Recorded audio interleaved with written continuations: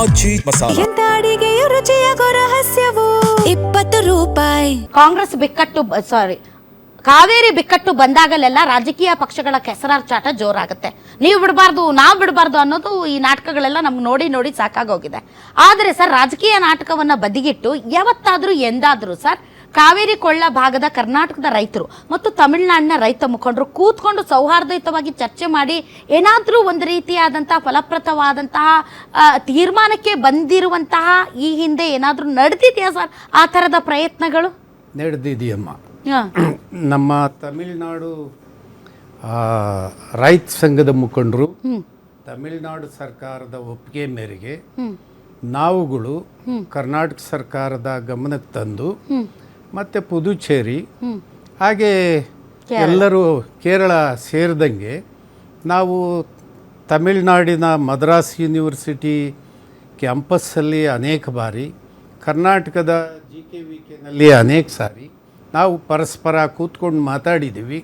ಸಮಸ್ಯೆ ಬಗೆಹರಿಯೋದಕ್ಕೆ ನಮ್ಮ ನೀರಿನ ಲಭ್ಯತೆ ಏನಿದೆ, ಅವ್ರದ್ದು ಡೆಲ್ಟಾದಲ್ಲಿ ನೀರಿನ ಲಭ್ಯತೆ ಗ್ರೌಂಡ್ ವಾಟರ್ ಎಷ್ಟಿದೆ, ಅವ್ರದ್ದು ಕ್ರಾಪ್ ಏರಿಯಾ ಎಷ್ಟಿದೆ, ನಮ್ಮದು ಕ್ರಾಪ್ ಏರಿಯಾ ಎಷ್ಟಿದೆ, ಇದನ್ನೆಲ್ಲದನ್ನೂ ಒಟ್ಟಿಗೆ ನಾವು ಅನಾಲಿಸಿಸ್ ಮಾಡಿ ಪರಸ್ಪರ ಟೆಕ್ನಿಕಲ್ಲಾಗಿಯೂ ಕೂಡ ಎಲ್ಲದನ್ನು ಅಳತೆ ಮಾಡಿ ಅವ್ರ ಜೊತೆಯಲ್ಲಿ ತಮಿಳುನಾಡಿನ ಅಧಿಕಾರಿಗಳು ಅವರು ಬೆನ್ನಿಂದೆ ಕೂತಿರೋರು, ನಮ್ಮ ನೀರಾವರಿ ಎಕ್ಸ್ಪರ್ಟ್ಸ್ಗಳು ನಮಗೆ ಅಡ್ವೈಸ್ ಮಾಡೋದಕ್ಕೆ ನಮ್ಮಿಂದ ಇರೋರು.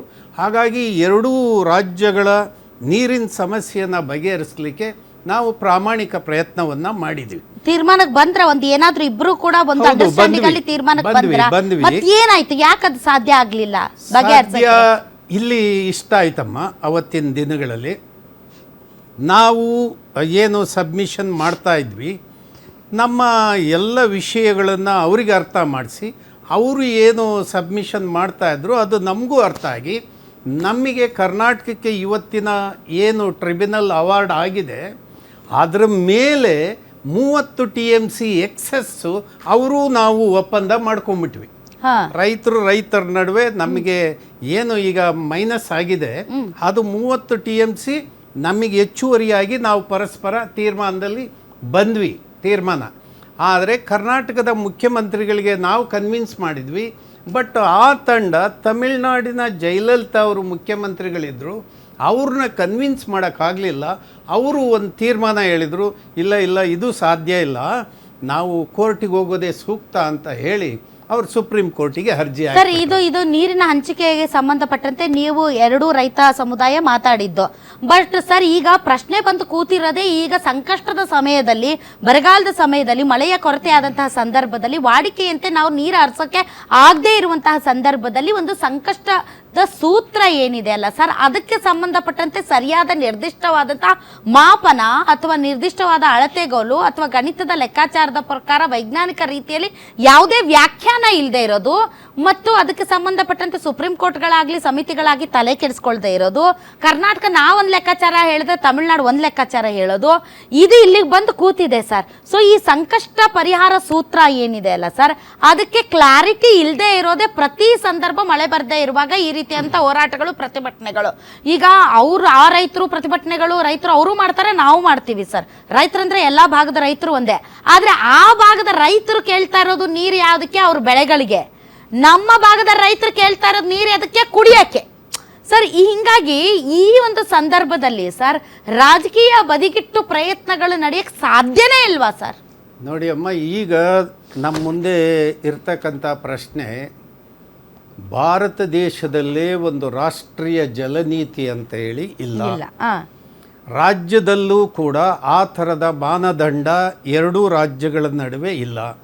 ನಮಗಿರ್ತಕ್ಕಂಥ ಸೂತ್ರ ಕೊಡು ತಗೊಳ್ಳುವ ಆರೋಗ್ಯಕರವಾದ ಚರ್ಚೆ ಆಗಿ ಬಗೆಹರಿಬೇಕಾಗಿದೆ.